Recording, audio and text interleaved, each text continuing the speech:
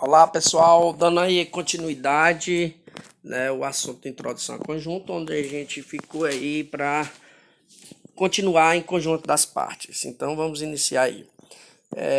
Com o conjunto das partes de um conjunto é formado por todos os subconjuntos de A, ou seja, um exemplo, né, o conjunto das partes, abre chave, x tal que o conjunto x pertence ao próprio conjunto A, né? Um exemplo, conjunto das partes dos conjuntos abaixo. Eu tenho o conjunto A, né? Deixa eu usar aqui a ferramentazinha.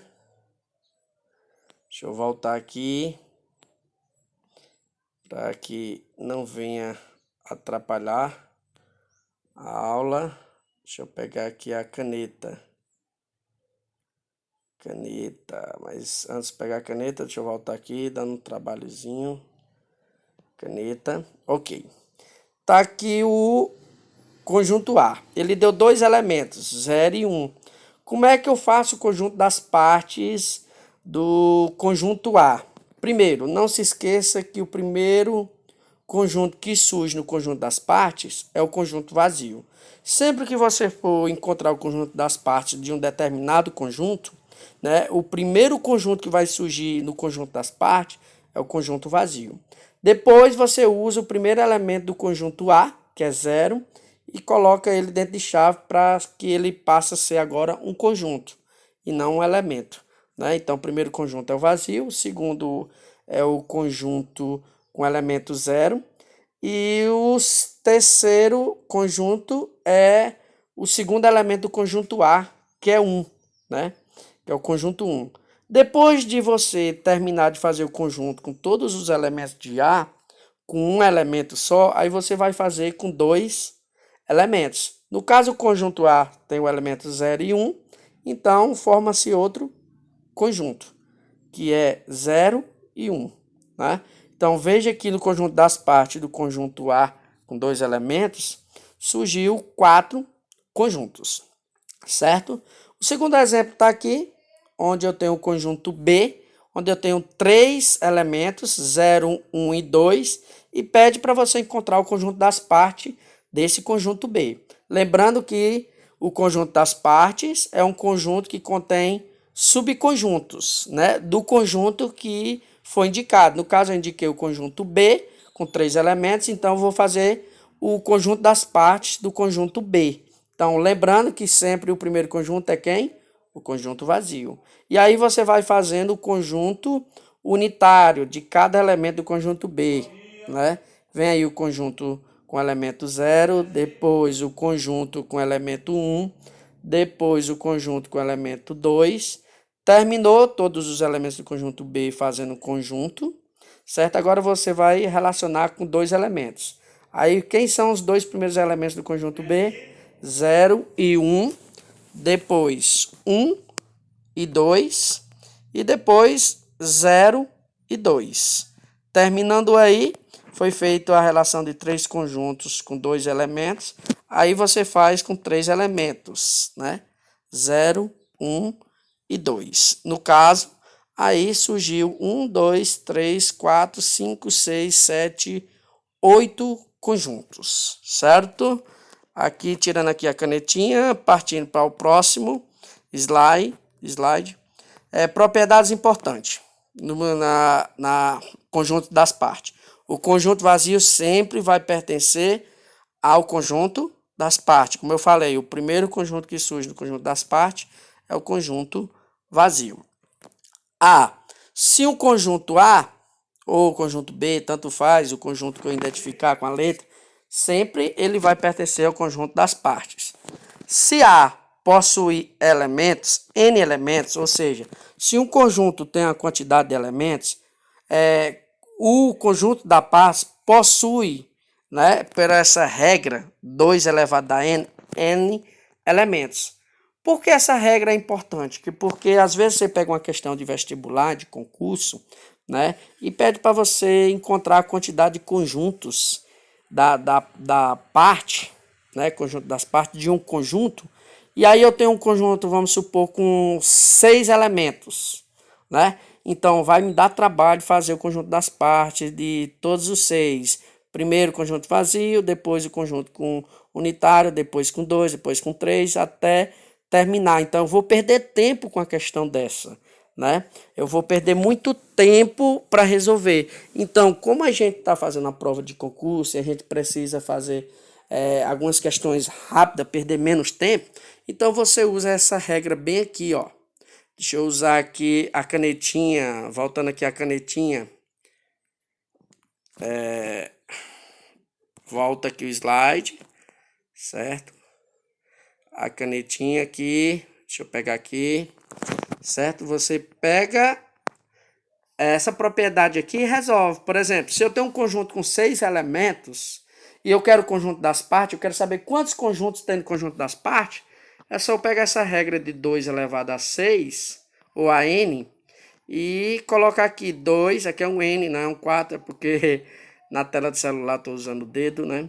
Então, a quantidade de elementos que tem no conjunto, eu coloco 2 elevado a 6, e aí eu sei que 2 elevado a 6 é o 2 sendo multiplicado 6 vezes, né? Você não vai multiplicar 2 vezes 6, mas o 2 sendo multiplicado 6 vezes, porque é uma potenciação onde você pega a base e multiplica repetindo tanto de vezes que indica o expoente. E quando você vai multiplicar 2 vezes 2, 4, 4 vezes 2, 8, 8 vezes 2, 16, 16 vezes 2, 32, 32 vezes 2 dá 64. Então, quantos conjuntos tem no conjunto das partes no conjunto que tem 6 elementos? E aí você já vai direto, né, na questão 64, você não perde tempo, ok? Certo? E aí vem operações com conjuntos, né, que é a questão da união. O que é a união de conjunto? Em outras palavras, é você juntar todos os elementos dos conjuntos em um só conjunto, né? Tem a representaçãozinha aí, né? União. Os elementos pertencentes a 2 conjuntos. Está se referindo a 2, mas quando eu quero a união de 3 ou mais conjuntos, significa dizer eu pegar todos os elementos dos conjuntos que eu estou pedindo para fazer a união e juntar num só conjunto. Sendo que aqueles elementos que se repetem de um conjunto para outro, eu não coloco repetindo, eu só coloco ele uma vez, certo?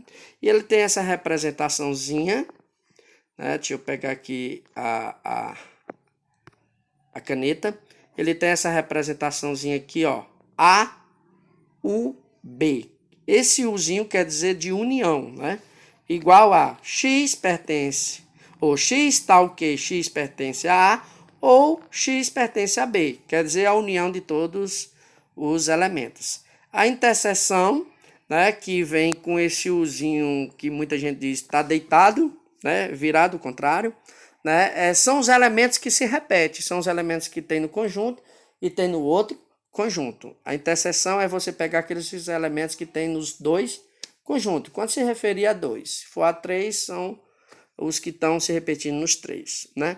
E diferença, os elementos pertencem ao conjunto A, mas não pertencem ao conjunto B. Quando você vê essa representação em matemática de 2 letras maiúscula, com um sinalzinho de menos, quer dizer a diferença de 2 conjuntos. Significa dizer o seguinte, que são os elementos que estão no primeiro conjunto, que é no conjunto A, que não está no conjunto B, né? X, tal que X pertence a A e X não pertence a B. Então, A menos B são os elementos que estão em A, que não está em B, ok?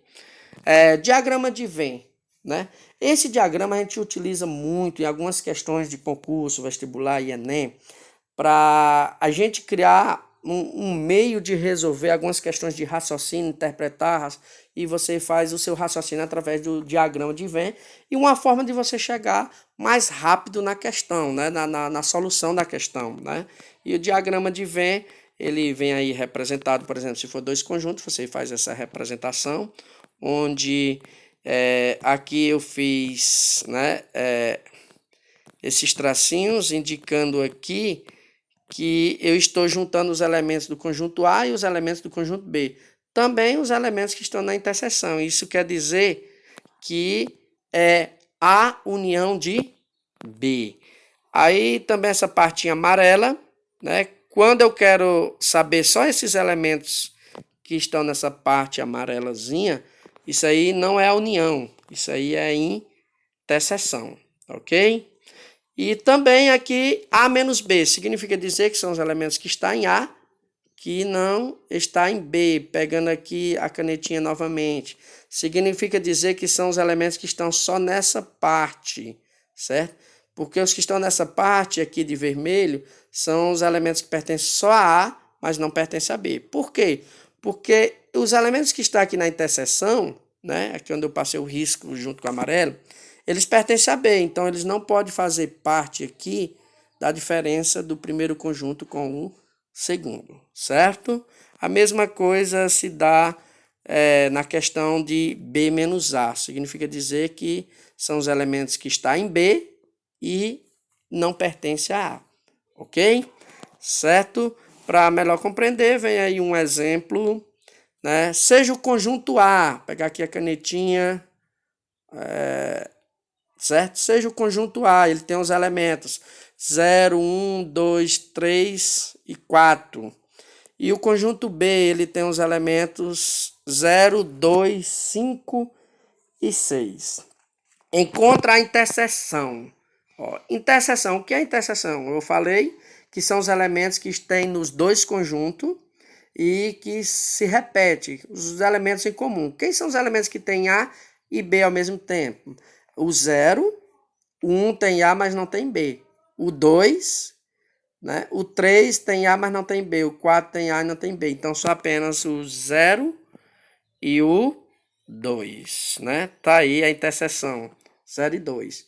E aqui a alternativa, o item B, diz o seguinte: a união de B significa dizer juntar todos os elementos de A com os elementos de B. E aí, então, o conjunto ficará 0, 1, 2, 3, 4, e pega o 5 e o 6 de B e junta num só conjunto.